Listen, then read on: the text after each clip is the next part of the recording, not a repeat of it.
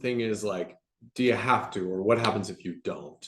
The major thing is, right, if your maintenance cost per unit annually hits a certain threshold, you're going to lose investors. We know this.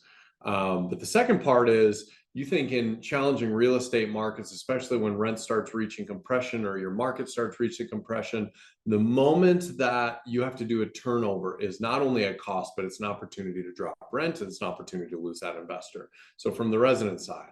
And then the third one is ultimately is, what is the market doing around you? And the thing that we're noticing is, as people are focusing on returns a lot more,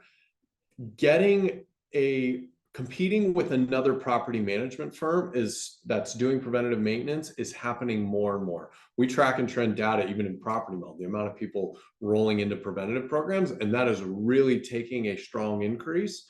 And so I think it's ultimately there, your investors, your residents are probably going to place some focus or emphasis on the firms that are doing it, because of the benefits to the resident and the benefits for the investor, especially if it's happening at the same cost.